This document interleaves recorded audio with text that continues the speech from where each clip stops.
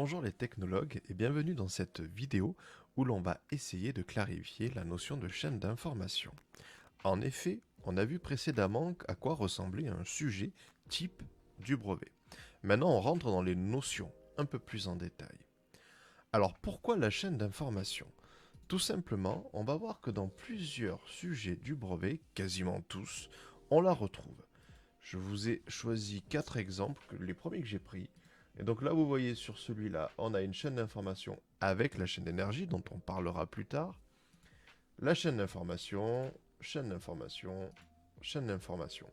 Même si elle n'est pas toujours présentée de la même manière, on la retrouve quasiment dans tous les sujets.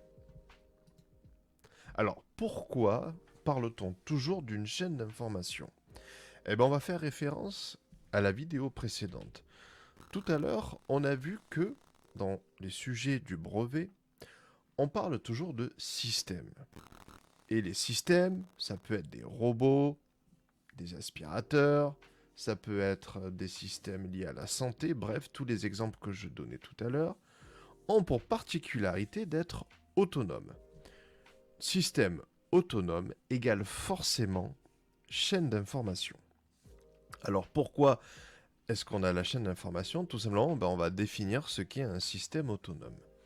Pour faire ça, je vais prendre une vidéo que j'avais déjà faite sur ma chaîne. On va juste utiliser les animations que j'avais faites dessus pour essayer de voir ensemble qu'est-ce qu'un système autonome. J'avais expliqué dans cette vidéo qu'un système autonome, c'est un système en fait qui fonctionne sans intervention humaine. Je prends un aspirateur automatique, je le mets en marche, il se débrouille tout seul. Donc je n'ai pas besoin en tant qu'utilisateur d'intervenir.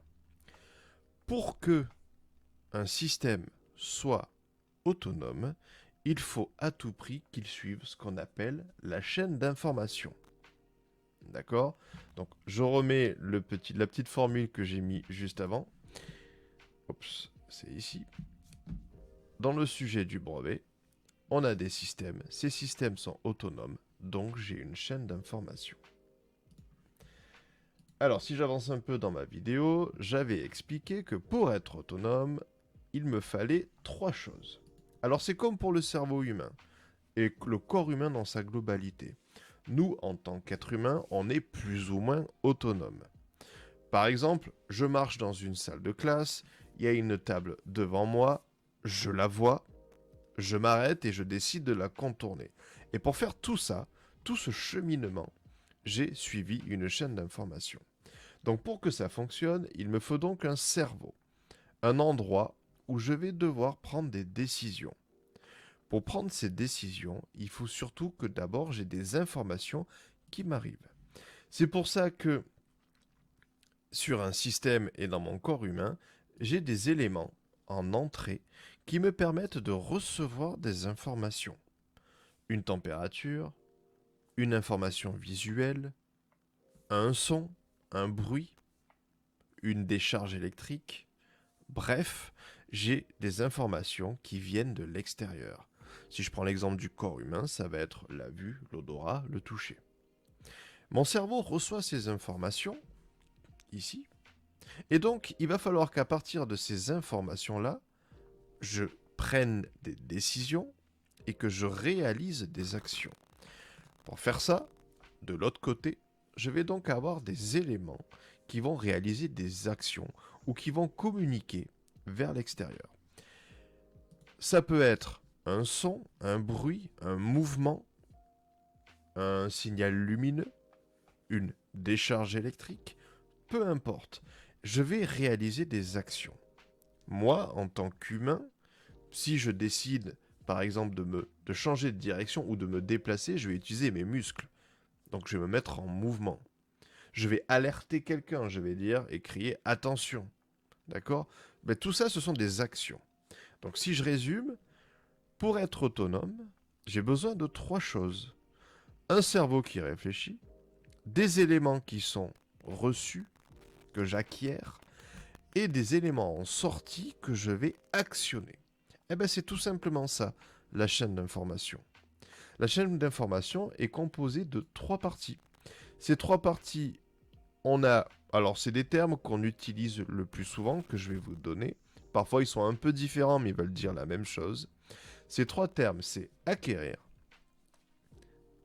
traiter et le dernier, actionner. C'est donc ça la chaîne d'information. Donc je récapitule. Pour pouvoir être autonome, un système doit suivre et doit traiter son information, plutôt que suivre, doit traiter son information, ses données, il doit acquérir des choses, traiter et actionner. Maintenant que l'on a défini ce qu'est une chaîne d'information, voyons voir ce que l'on retrouve dans chacune de ces parties. Dans la partie acquérir, on va principalement et même généralement trouver tout ce qui est détecteur, capteur, bouton, dans 90% des cas. Donc dans un sujet du brevet, dès que vous voyez écrit capteur, détecteur, mettez-le dans acquérir. Je vais passer à communiquer. Dans communiquer ou actionner, on va retrouver tout ce qui va permettre de renvoyer une information vers l'extérieur du système. Écran, moteur, lumière, son, tout ce qui va sortir du système pour informer qu'il se passe quelque chose ou pas. La partie traitée, c'est peut-être la plus délicate puisque c'est là où va être stocké ce qu'on appelle l'algorithme. Donc tout ce qui est algorithme programmation, j'en reparlerai dans une vidéo qui vient juste après. Donc dans traiter, on stocke le programme. C'est forcément un endroit qui va être une sorte d'ordinateur, d'unité informatique.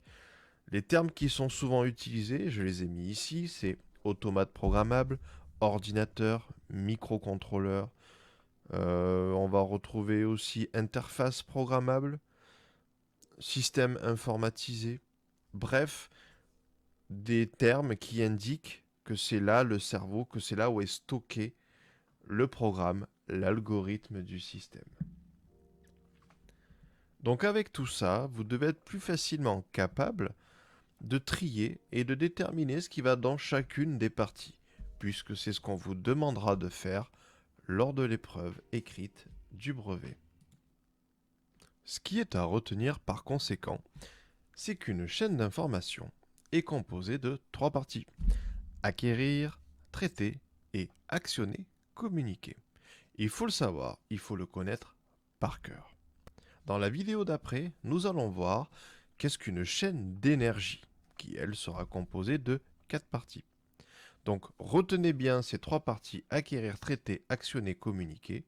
Et en classe, on complétera ça avec des exercices pratiques où l'on va essayer de définir sur différents systèmes ce que l'on met dans acquérir, traiter et actionner. Merci d'avoir regardé cette vidéo. N'hésitez pas à voir et revoir les vidéos sur les notions qui vous intéressent, toujours sur la chaîne Techno Chauvet, où vous trouverez aussi de plus anciennes vidéos ou des travaux faits en classe. Vous pouvez jeter un œil aussi au compte Twitter Techno Chauvet, sur lequel je mets au fur et à mesure dans l'année des photos, des vidéos, des différents projets que vous menez en classe. Bref, restez connectés, on se retrouve j'espère bientôt en classe, et d'ici là, restez curieux.